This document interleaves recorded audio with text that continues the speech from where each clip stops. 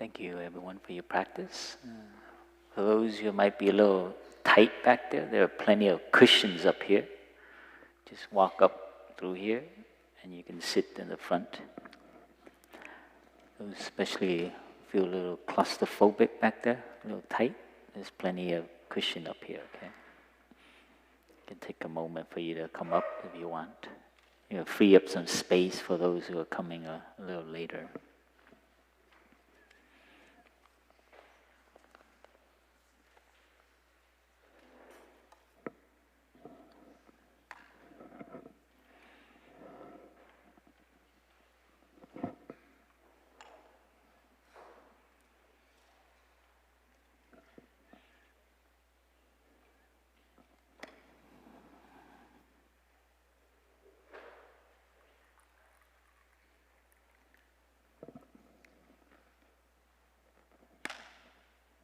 Yes, there are more cushions up here if you those coming back.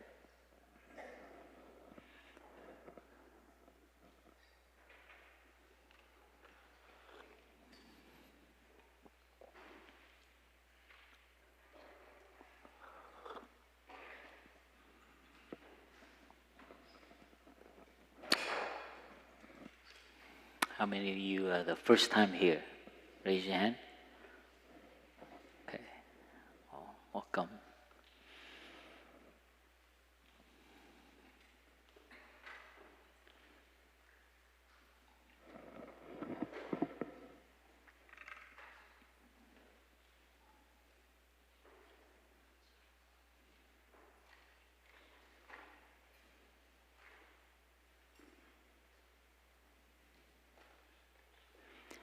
There are cushions up here, so come on up.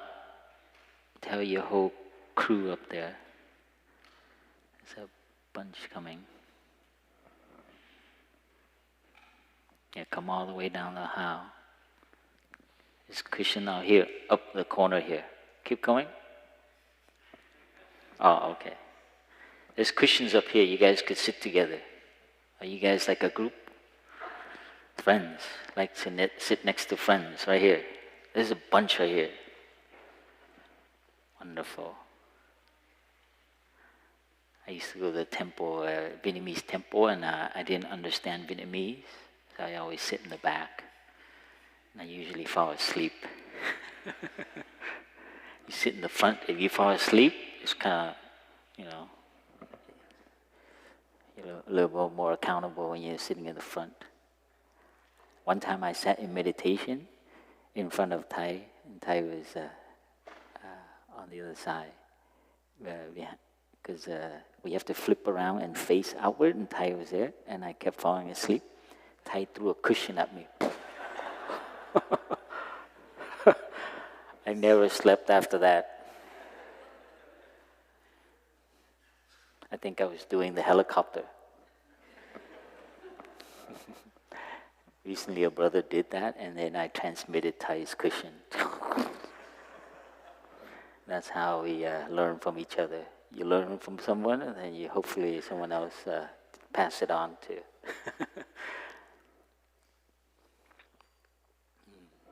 Dear respected teachers, dear beautiful community, spiritual family, it's a happy day today.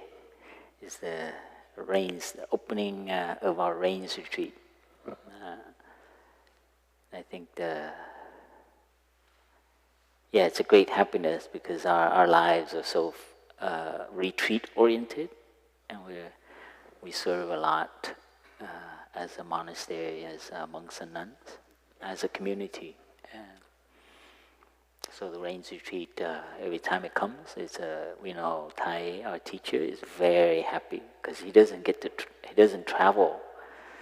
Throughout the year, he travels at least 3 times, sometimes more, going to Europe, Asia, America. And so it's a moment where Thai gets to be at home, and he usually moves up to where the brothers stay.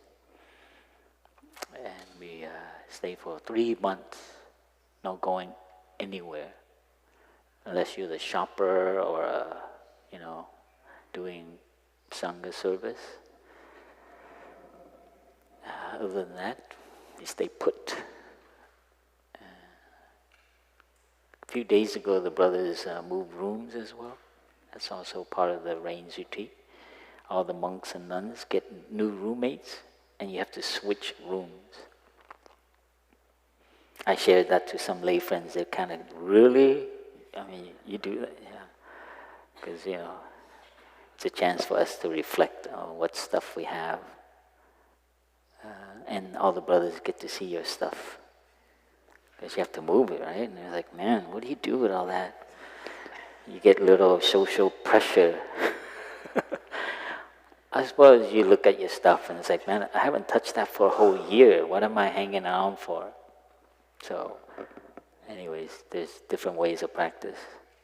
I haven't moved room for 2 years, and you see my room is kind of like Costco. Things just collect and they stay. And so I've been also tidying up and doing inventory on what is needed. People like stuff, but as a monk or a nun, we see it's also become a baggage. Oh, don't break it. Oh, where did my thing go? Oh, and so on. The more you have, the more you worry. I used to worry about my teapot. I got a teapot from China that was really nice, and I felt I was very attached to it. One time a brother came into my room and he was making tea and he used the pot, and I remember just watching him, feeling really nervous. And so I gave the pot away. So as a monastic, the most precious thing is your freedom. Anything that makes you have bondage is considered an attachment. So those are things, but there's also emotional attachment, spiritual attachment, all kinds of attachment. Attachment to the Buddha, to Thai, and to ourselves as well. I am like this. These are my values. Sorry. Whew. This rains retreat is, how many lay friends last night? Counted, they're staying 3 months? 40, something, 30? Do you remember the number? There's a lot. 41. Crazy. Good luck. Not everyone makes it to the 3 months. It is like one of those big surfing waves, and you have to ride it. And you stay balanced. Don't get too excited and get all meditative, because it's a marathon and not a sprint. So don't get too intense right away, okay? I saw groups of brothers hiking up the mountain, waterfall yesterday. I was so happy. They're enjoying nature, enjoying life. So this rains retreat, we're very lucky. So many people have come to join us. And it's a great sacrifice to really, actually, I asked, and then 4 people raised their hand, because I asked how many have to quit your job to come here, and people raised their hand. Because I remember as a worker, employee, you ask for 1 week, it's like pulling teeth. Ask for 3 months, forget it. You have to pretend you're sick or get a psychiatric excuse. I think somebody got that. I won't tell you who, but it's a pretty good trick. Go get, what is it? Something disorder or anxiety or social something. They have names for it now. And you can get a break. Wow. But some people had to quit. So, it's very important to them when they can quit their job and come here. So this is a very precious for us to know that people want to practice and to find another way to be in the world. And it's difficult. It's not easy to actually, stop and look at ourselves and look at our lives. A lot of us, we're quite busy and we don't have time to do that. But when we do it, it's kind of scary. So that's why people don't make it so long. Things will come up that's just too hard to bear, or they begin to have doubt and so on. So this is a happiness today. After this, we'll have a ceremony. Last night we did counting sticks. That every monk, nun, and lay person staying 3 months will get a stick, and that's the count. In the old days, when the monastery was just formed, it's just to make sure that we have enough food and there's a cushion for you to sit. But Thai has added more substance to that, meaning to recognize when you hold the stick, and recognize how precious it is for you to have this opportunity, this community, this dharma, this practice, to engage with yourself and to learn to live and support one another. You hold a stick, and then the Venerable read the Gatha, the poem, is to recognize how precious it is, how privileged we are to have 3 months outside. Even CEOs and big names don't even have 3 months just to do nothing.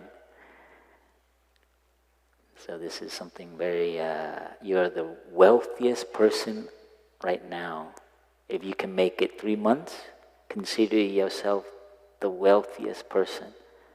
Because the most wealthiest person can't even have a week, let alone a weekend, without being, emailed or messenger. Yeah? So that's why it's considered a happy day for us. And this rains retreat, we'll be studying together a lot of Thai's Dharma talk. This year, this rains retreat, we'll be listening to 2 teachings of Thai, 2 Dharma talks in the week.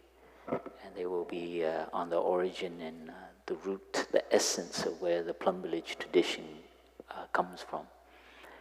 It's a talk he gave in the early 90s on about our tradition. And soon I'm sure that will be available as well. So we'll have classes on about learning how to live in community, learning how to live in a monastery, and other things about communication and living together. Oh, and I forgot to mention that all the lay friends, they have to live together and share rooms. Oh, that's great. It's a great challenge. All the monks too, yeah? You have to live in share rooms. And everyone talks beautifully about community life. They love community. And one time a lay friend said, I don't believe anybody's talking about community unless they live through rains retreat, 3 months with a roommate. He's very practical. He realized what it takes to live with 2, 3 other people you don't know, and to actually learn to navigate, accommodate, and take care of the differences and approach, and become really close and intimate friends. Beyond all of that, and that is a beautiful training. Our tradition, everyone asks for, can I have a room for myself? It's like, nope. You have to share a room, unless you're really, really people tend to avoid having a roommate. Not all tenters, sorry, those who are tenting, but there are some tenters, they know our system, so they come and opt that. And it's understandable, especially if you're considerate and you snore really loud. So I know that's some technical stuff, but I mainly just want to share that living with others, you actually learn a lot about yourself and about being with others, right? And this is something you choose to do, and everyone here is practicing, so it's very good to train to be with others, how we speak, things that come up, how we hear and react. So that dynamic is very, very cool. Like you learn so much about yourself and others. So mindfulness here, meditation, is not just sitting and closing your eyes and looking at the wall, but meditation here is looking deeply and seeing why we react and so on. So this is mindfulness in daily life, in your room, how you fold your bed, where you hang your clothes, how you brush your teeth. You know, outside in front of the monks and nuns, you behave a certain thing, but some people go back to their room and it's very different. I've been told. And, you know, it's not like you have to be perfect at mindfulness, but just, you know, how you close the door. Like, do you slam it? How you place your shoes. So our tradition, and we call them mindful manners or fine manners. The more mindfulness you are, you begin a little bit more subtle and refined. Not pure or perfect, but you're much more sensitive about intention. You know, you throw something, what is the intention? You place something down with two hands, that has a different intention. You see the training in daily life? Very powerful. And this gives you a spiritual core, call it power, look. The more you train like this, the more you not easily disturbed by other people. This is the fruit of training for 3 months. The monks and nuns, myself, I just pray that you stay 3 months, because you will find out something, and you become more stable, balanced, and less reactive. If you're lucky, you get to join a cooking team, even more dynamic, more advanced, because then you have time pressure. And how do you do it? Relaxingly. So cooking team is advanced training. So other things, I share with you a little bit. Some of you might not know our tradition and the 3-month range retreat. And why do we do this? Why do we do this? Yeah. There's a lot of challenges in the world right now. And it all stems from our mind and the people's mind. Difficulty in families, in workplace, in society, in politics, in the world, right? Between nations. And you see and you learn how to relate to all of that by relating to yourself. This is what it means to be peace in the world, peace in oneself. Those two are very related. And you can become a stable person for your friends, your family, and to the work and cause that you're doing. Become someone resilient. So this is our tradition, the 3-month range retreat. And I wish you all luck, 3 months. I told some of them already the first night I met them, at least on the Brothers Hamlet. I said, if I see you becoming too serious, I'm going to come and make a joke, okay? So there's a tendency to do a great job at meditating, and it could get a little bit too, it could implode. Because I've been through that. I tried to be 100% mindful all the time, and I got sick. So that's I shared with them that one time I was trying to be a good attendant to Thai, and I was walking out from his hut, and I was behind him, And there were people looking, and I'm like, I'm a good monk, mindful behind Thai, his aura, Yeah. And then Thai turns around, when there was no one there, and he takes his finger and he puts it on my nose and he twists it. And he smiled, and I knew, I felt my whole body like relax. Because I was very mindful, I just wanted you to know that our teacher is also joyful and is that mischievous? No, a teacher doing that is kind of like, he knows I'm serious, so he wants to lighten me up. But I can never get his smile out of my head, And then from then on, a few months later, I kind of realized how tight I am, how perfectionist I am, kind of want everything to line up. I was trained as an architect, so I love lining up things. And anything outside of that, oh yeah. Or things that don't belong where it should be, it's like, who put that cup there? I used to be the one to go collect all the cups after a retreat. And every cup was an irritation. So I began to review my practice after, 2 years of practice, and I knew that's not the direction. And so bring some joy, some lightness, incorporate nature, ease. Lightness is great. Our tradition has been criticized as being Buddhism light Buddhism, not deep, because it's just about breathing and smiling. Yeah. It was many years ago I read an article, and the other opposite is heavy Buddhism. So if you like heavy Buddhism, this is the wrong place. Or serious Buddhism, intense Buddhism. What is the sports? What's it? Extreme sports, Extreme Buddhism. Come on, who's going to join me on that one? Aaron? Extreme Buddhism? Mountain climbing? Meditate while you're hanging off a cliff? Stay calm, relax. Present moment. Wonderful moment.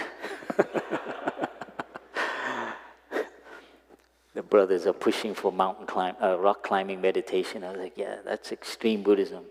Hanging off a cliff, breathing, enjoying the present moment. I know I'm the nature to die. I'm just kidding. I'm very supportive of that. So it's not a criticism, Aaron. But light Buddhism, lighten up our tradition. This rains retreat, last rains retreat, the brothers and sisters for the rains retreat, we shared about the different books of Thai, the different title. I did Old Path, White Cloud, and brothers and sisters did other books as an inspiration to give the Dharma sharing. This year, the monks and nuns have decided to do Thai's calligraphy. The different calligraphies that Thai does, the different poems. And Thai's written many, in English, Vietnamese, Spanish, French, Portuguese. I've seen Thai do Thai. So it's from the tradition, the Buddhist tradition, from a teacher, they would write calligraphy. And it's like a very compact essence of a teaching of the teacher. Arrived, I am home, is a shortened calligraphy of I have arrived, I am home. That is Thai's enlightenment, being in exile. He realized, as well as the Pure Land and the paradise in the future, as well as people not being at home, their mind always running. So this essence, right?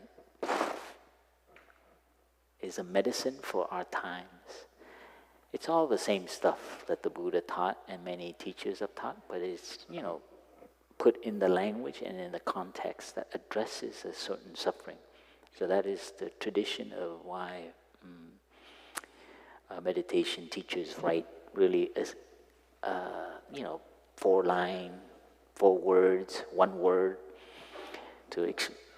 So you just remember that word, and you'll remember the teaching. I have arrived, I am home. That means no more running. People are running everywhere, right? At home, your mind and your body dwelling at home, your body. Many people have lost that because we're such a cerebral, intellectual kind of creature now. So we don't know how to be in our body and relax it. So we get sick and we hold on to many things in our body. And we take medicine and vitamins and all kinds of weird extract from nature to try to make up for that. Green powder, blue powder, yellow powder.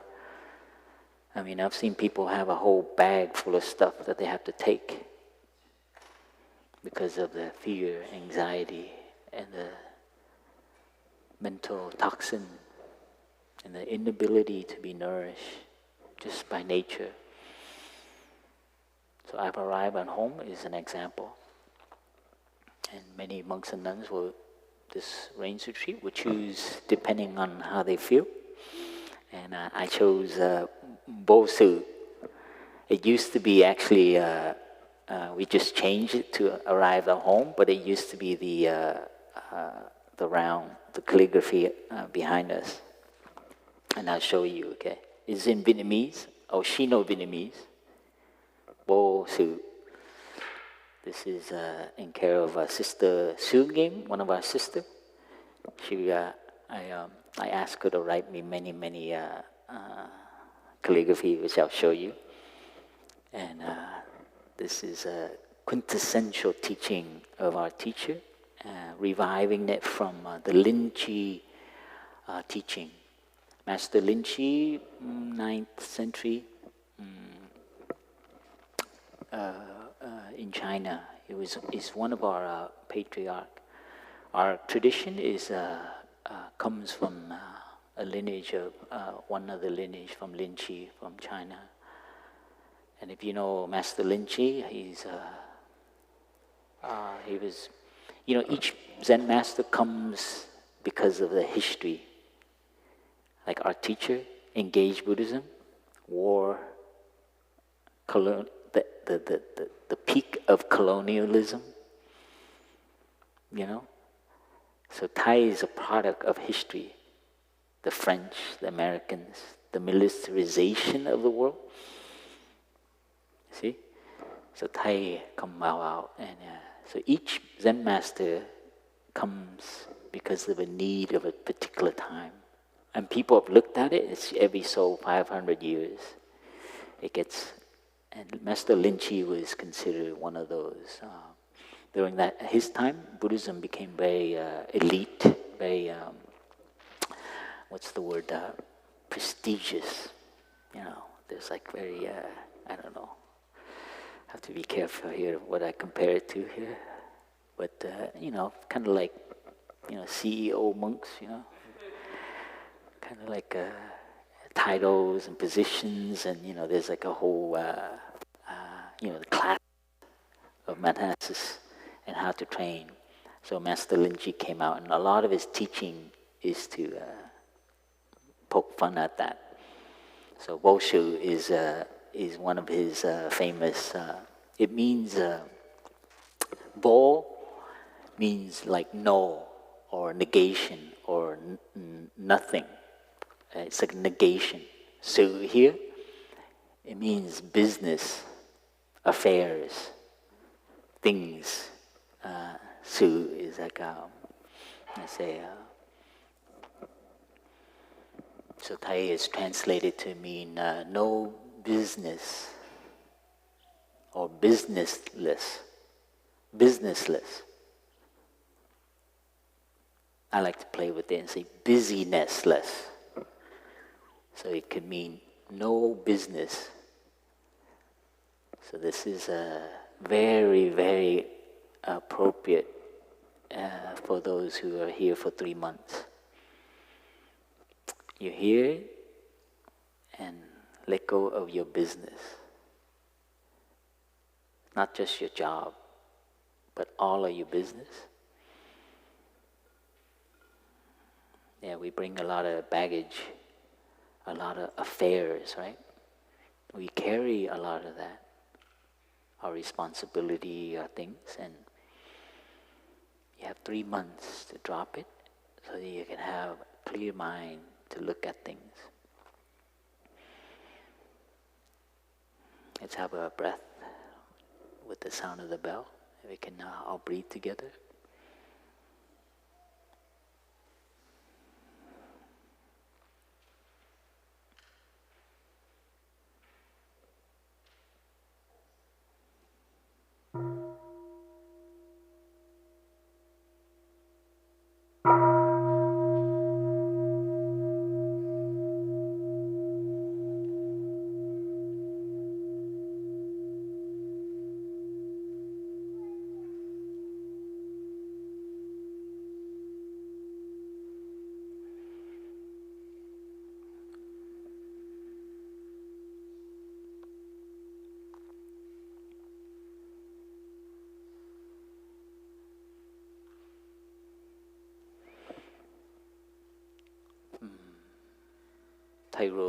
Thai did a lot of teaching, winter retreat, on Master Lin Chi's teaching, his records.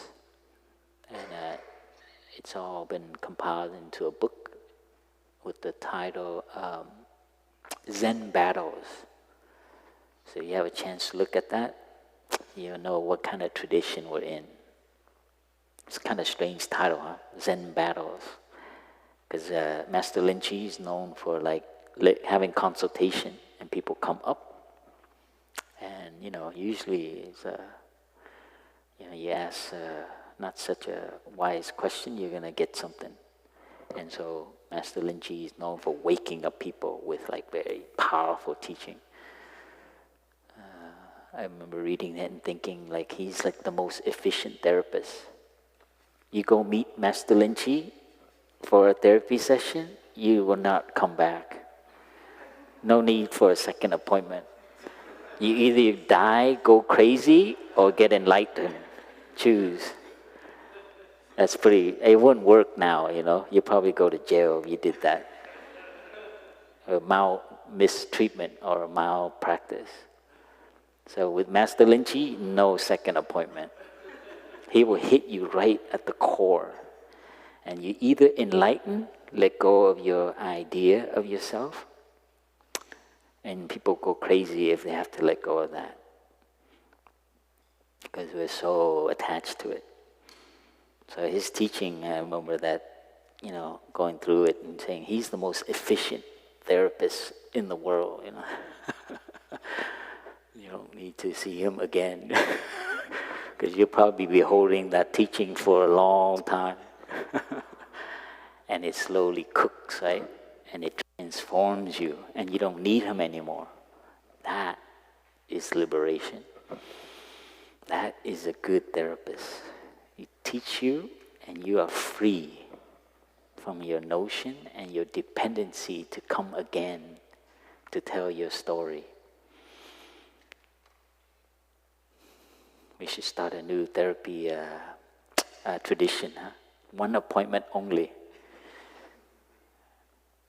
But I wouldn't support capitalism. Huh?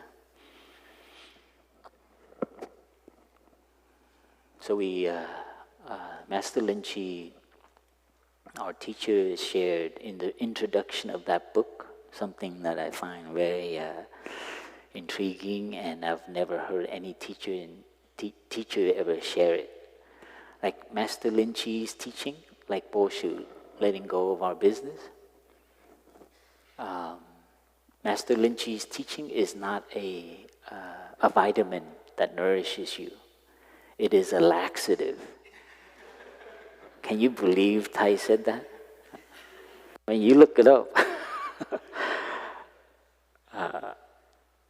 I love it. I mean, teachers never say that, oh, learn this, get this in you, accumulate knowledge, get to know more, right? Master Lynch's teaching is a laxative. It will remove all that stuff out of you. Isn't that powerful? And I would go further to say all of Buddhism is a laxative. Yeah, it's based on negation, non-self, impermanence, letting go. You see that? Indian logic is to remove it and you'll learn something. The more you know, the more it prevents you from knowing the real thing. Because now you're accumulating all kinds of stuff. And you have biases, preferences, and I don't like that person. And it's probably because you have a lot of notion. I don't like this, I don't like that. Preferences.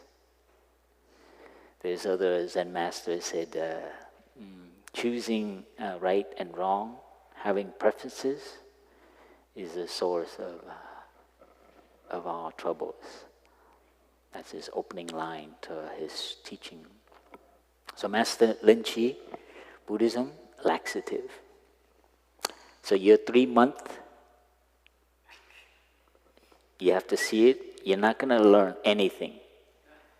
You're going to remove what you think you know, therefore you learn, okay? Remember that. So don't come to the monks and say, I want to know this. What about that? What about it? But through practice, you see the baggages that we carry, the business, the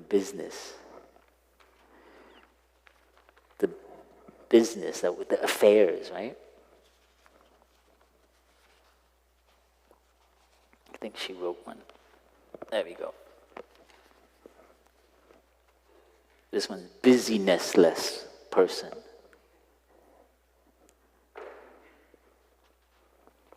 And that helps us. Oh, this is great. I have all the calligraphy. I don't need to say much. If you become busyless, then you can just be. You see the teaching? It's all very consistent. Many of us, we're so occupied, and that's what our lives are so occupied. We believe in progress and technology, science, and it's supposed to improve our lives. But I don't know if you notice, but people are, technology is improving, but human life, quality, not too sure. But we're definitely preoccupied, constantly occupied. So we're starting a new movement, and it's going to start with this rains retreat. Call it the unoccupied movement. Many years ago, there was a movement called the Occupy movement. Occupy Wall Street. It was against the capitalistic 1% power, corporate power, right? Just think what an unoccupied movement could be. Just people just sitting and doing nothing and feeling guiltless. A few weeks ago, we had a week retreat, and we had 20 men up there. And a few of them cornered me after breakfast and say, can you tell us how to, what do we do with the lazy day? Because there's nothing on the schedule. It's just breakfast, lunch, and dinner.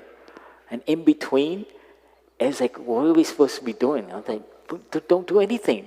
And it's no, what do you mean? I'm here for a week. I want to learn stuff. I was don't learn anything. Just sit around the pond and watch the fishes. And it was very hard for him. Out of the three of them, the two of them took a hike, and one of them actually sat there. And I kept looking outside my window. I came around, I peek and see who's still there. It was quite enjoyable to watch. Like actually, the wanting to get the most out of something, to be productive, we think it's a good thing. It is a good thing, but it becomes a burden. It becomes a business, and we cannot let it go. I share that from my own experience. I've been trained and educated in Los Angeles, famous for being busy and proud to be busy, proud to have your whole week scheduled into the evening. I have a life. We're very proud. I have a life. It's filled with activities. I go to restaurants, I go movies, I go dancing, I have friends. It's occupied the whole week, including Saturdays and Sundays. So this is current affairs, our lives. So Master Lin Chi, our teacher, has brought this teaching back to life because it addresses the ills of our social emphasis to always be occupied. So when you do sitting meditation, remember unoccupied. And the way we do it is through the breath training. The Buddhist teaching is not just philosophical ideas. It has training. That's what really brought me to this tradition, to dedicate my life to it. It's not just to talk about ideas. How to unoccupy? There is a way. You sit, like this morning, sitting and no waiting. So you train in your breath. Every time you breathe, you come back to the present moment. Being in the present moment is the antidote to being occupied. Because anything outside of the present moment, you're thinking about the future, planning, you're thinking about something in the past you're not happy with, someone you don't like, you're holding resentment. You carry it with a lot of baggage. And you have ideas about what makes you, about who you are. These notions make you heavy and feel like you're not enough. So this urge to always improve and do more because of a notion, a view about yourself. So the way you operate, your MO, mode of operation, the MO, is based on an idea, and you haven't had the time to look at it. It's been planted in you by your schooling, your society, and your upbringing. How you were treated by your mother, your father, and your relatives when you were 2 to 6 is exactly who you are now. And if you don't recognize that, 3 months is going to come up. I used to dance on the coffee table to show off. Now I want all the attention. I used to hide in the closet. Now I'm afraid when someone looks at me. This is a wonderful chance for us to not be afraid, to recognize and understand. So in Buddhism, when more we understand something, the more we are free from it. The more I understand about my father, I am free from my resentment. The more I understand about a tree, I value and cherish it. The more I pay attention and understand these ants that crawl around, I begin to bow to it. Or the stink bug, and why they are always on the road, because they're looking for dung. Because they're transforming dung into beautiful earth. And every time they see you, they bow to you. And I could call them humble bug now, not stink bug. So I teach all the children, see, look, they bow to you. They're very humble. So all the kids now, they know them as humble bug, not stink bug. The more you look into and understand why something behaves the way it does, why certain people in power behave they do, like the way they do, greed, pride, so on, then you don't hate. Of course, kind of like, feel sorry for them. So anytime you have that, so when you understand something, it's nice to be with a heart that does not have ill vibes, right? You try to live in a way that you don't blame, you don't regret. So how to train to be with no business. So in the monastery you hear the bell. You constantly hear the bell. Outside, in the kitchen, the clock.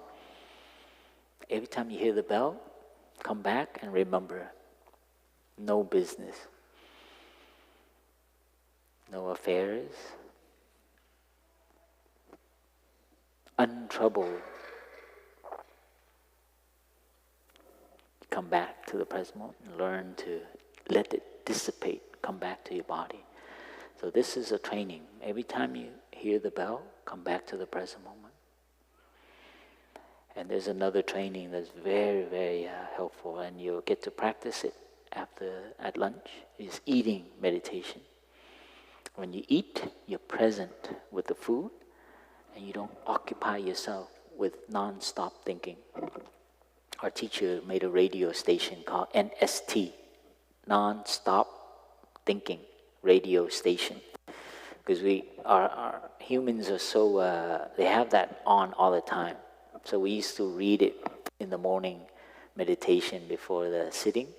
Please turn off your radio NST. So I want to revive that. So when you do sitting meditation and when you're eating, turn your ear a little bit off. That means you're present with the food and not your thinking. I also add that if you're going to think about the broccoli. Broccoli. And you chew broccoli and you call broccoli. Hello, broccoli. Mother Earth that nourishes me. Hello, tofu. I know you're there for me. My body receives you. So if you're going to talk and think about the food. And be there for the food. And not about what's next, worst worry, I forgot this, what's going to happen in the. So it's a training. So all of this, don't leave here with more ideas about Buddhism, but you leave experiencing Buddhism. You see it? Then it's not a baggage. It's just your experience, and you're still present as you leave. And so every moment is an opportunity for us to let go of something. And you'll see that. You'll see that you have many notions. Someone cooked wonderful pasta today. You have to see your craving. You have to see your agitation, restlessness. So no business is also to unoccupy ourselves. Remember that for this rains retreat and for moving forward. Laxative. Let go of your business, no business. Unoccupy yourself. You see, Buddhism is so consistent. Let go. And this morning you've experienced, I took you through a meditation of being undisturbed. So Voshu is also being present, mere awareness. Call it bosu. That means you don't just don't have to not too quickly to react. Just take a breath, and if you train, you see wonderful things that make you want to react. And you want to make something become a business more than it is, and it gets all riled up. You know it. You have a relationship. You have a family, right? Things are so easily riled up, but you're going to be the one that is bosu. Smile. Know what's going on, and letting the out breath kind of slow you down. Delay your reaction, and then take another breath. It's like, oh, I know what's going on. I don't need to bring this home. I don't need to react. So mere awareness is a kind of freedom. Or you will say something that de-escalates the situation rather than escalating. So that's a mere awareness. I was trained very well in Plum Village because in the summertime, with the children's program and everything, many plates break. Cups fall. And I used to get really, reactive. I was trained in my family to be very quiet at the dinner table. In the family, like you can't make noise with your chopstick. So when a plate dropped, I would tense up, and my brother would go, "Oh wow, a flower bloom," like, what do you mean flower? I'm trying to run around, get a broom and a dustbin and you feel like something's wrong and you have to fix it. And here's my brother celebrating when the plate breaks. And it became a thing, I was like, man, what's wrong with these monks, Like a plate breaks and it's like, oh, look at that, wonderful, And so I had to learn to copy them. And so you'll see me once in a while do, that's a beautiful practice of just like recognizing and seeing all your judgment. Like, who did that? You kind of look to try to see who dropped that plate. It's like, who is that? You see that? Mere awareness allows you to see, it's actually in my head. It's like, it's just a plate, dude. Why am I putting so much baggage on it? Nobody wants to drop it on purpose. So I began to change the peg with more wholesome thoughts.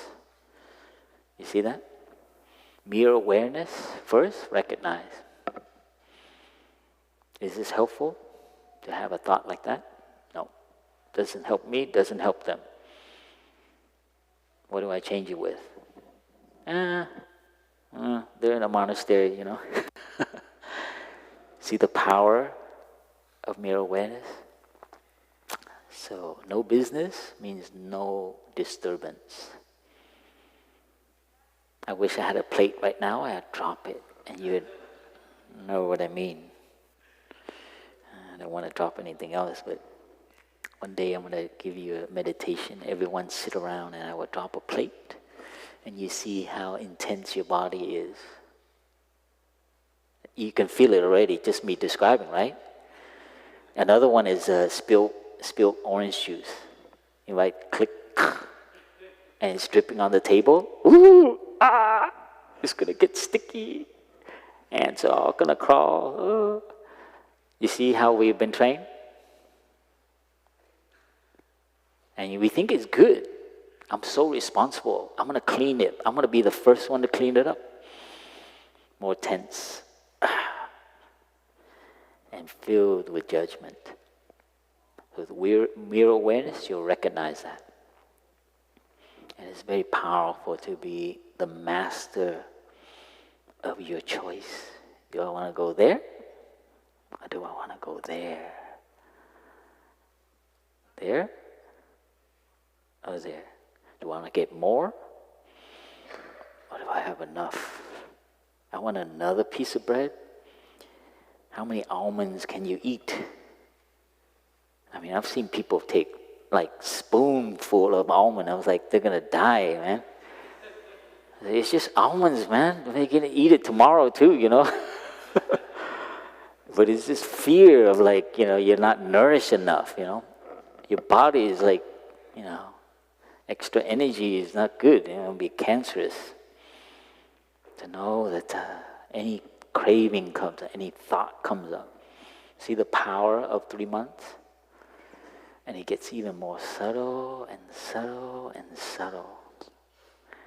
And you'll become very, very sensitive and at peace. And that is our wish for all of you, whether you're 3 months or you're at home, that we can train in all of this. And the Buddhist practice is to find freedom, right? The freedom here is not political freedom or social freedom.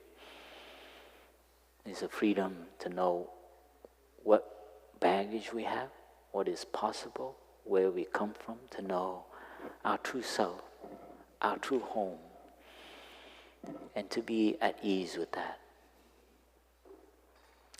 Many of us are first coming to the practice, and so we have a lot of stuff. We've been injured physically, mentally, psychologically from our upbringing. And for us to be at ease with that. So to be unoccupied is to don't bring in the baggage of like wanting to heal even. To remove that idea and trust in the natural healing process. So don't try so hard to heal.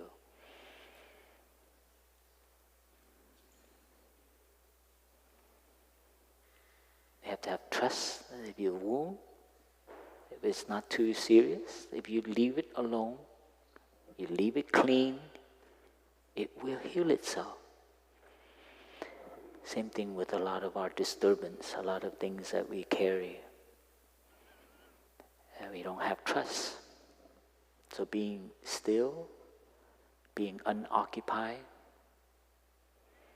being businessless, is allowing that clean environment, no judgment, no grasping for healing even. And that will naturally happen. We've lost trust in that. Society has convinced us to take more medicine and to do this and operate and do that. And we've lost trust with the natural process. As well as to accept that there are some wounds that are, not perfectly healed, but they don't have to bother us. We know they're there.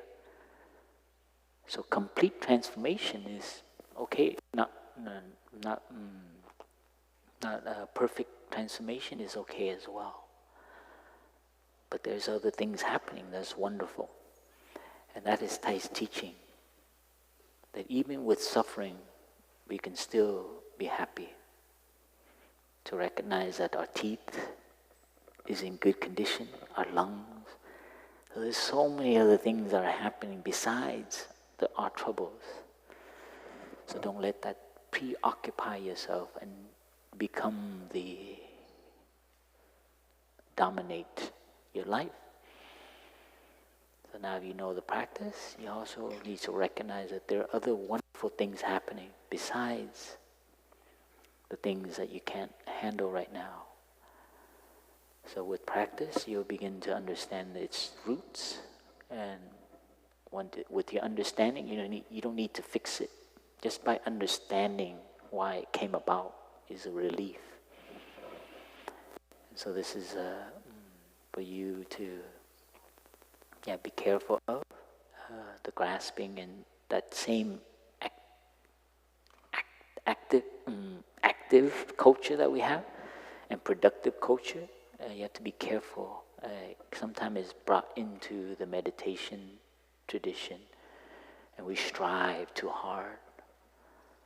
And that's why I mentioned about us being like Buddhism, and not to let it become dominate our lives, right?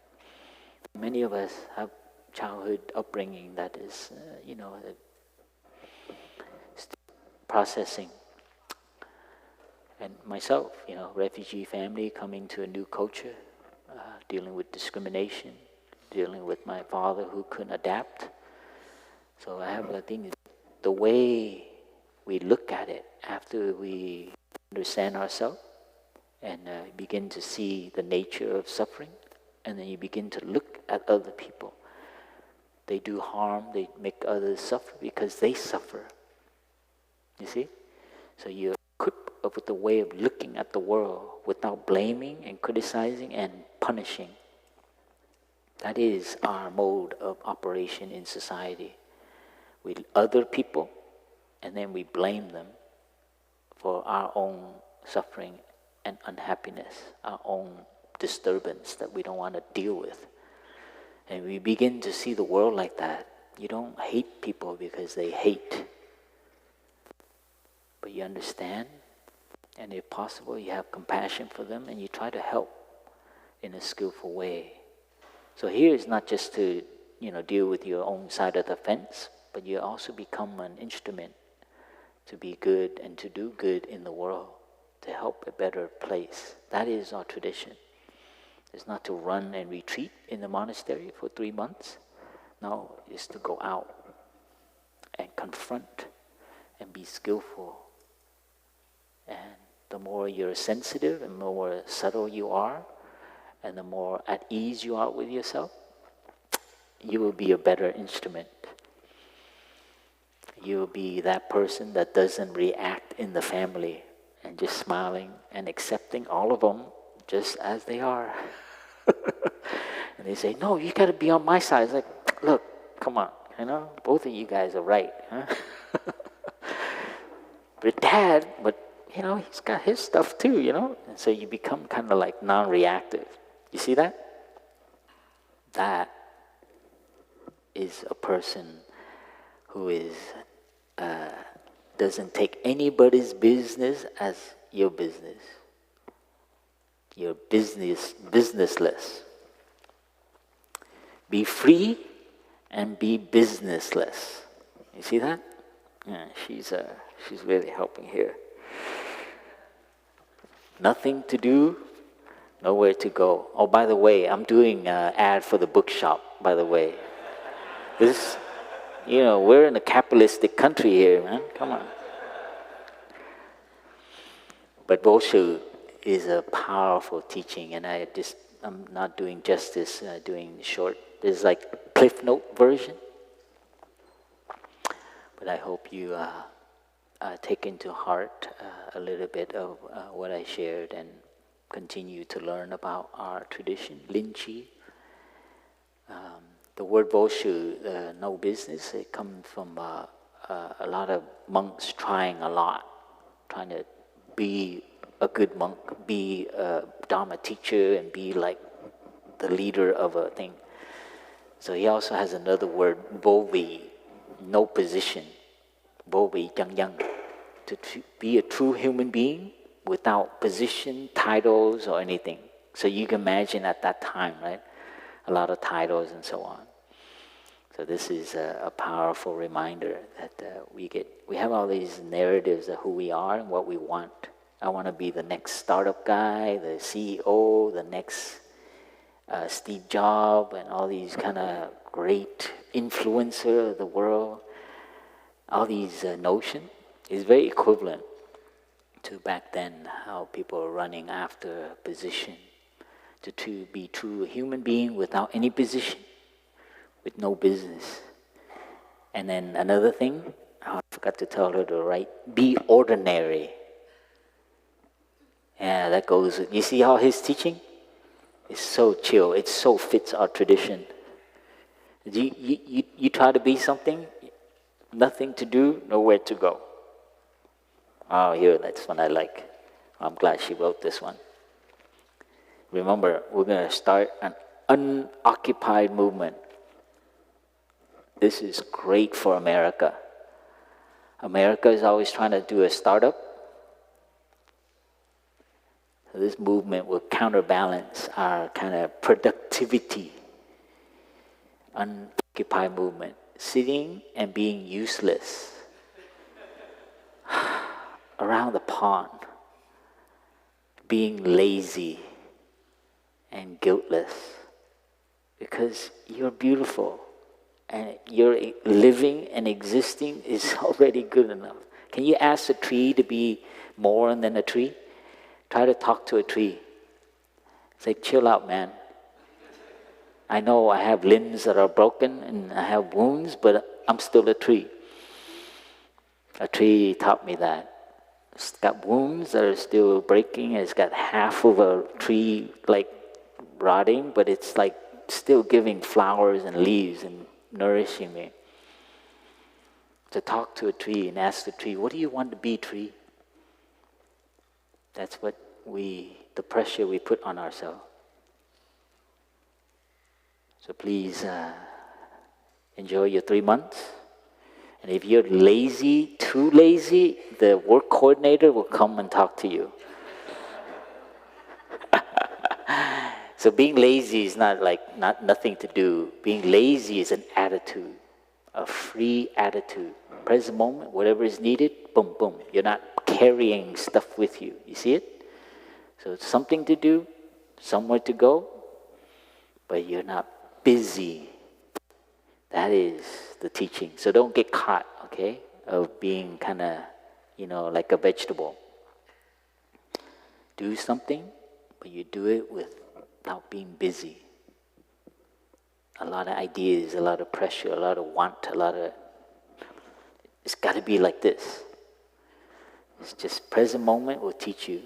And you react, know why you react.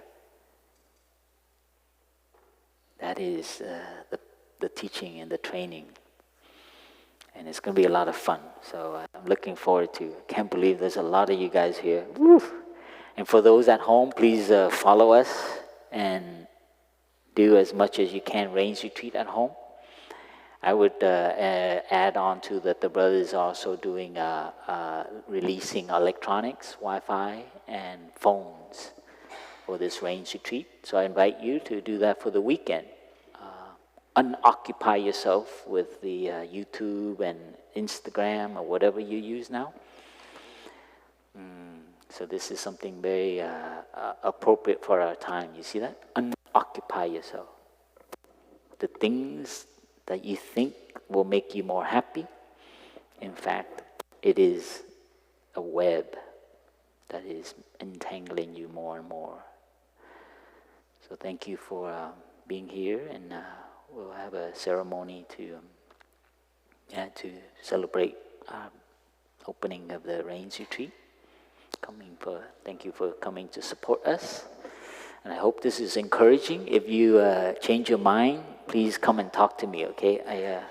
I think you misunderstand, I wish all of you a good 3-month retreat. And if you feel like you're missing out on something, please come and talk to me. And a lot of things will come up. And we're here for each other as a community. And so we're not doing this alone. That's also a wonderful thing. Thank you for listening and being present. We'll end here with 3 sounds of the bell. And every time you hear the sound of the bell, you know what to do now. Occupy our mind and come back to our breath. Present moment, wonderful moment.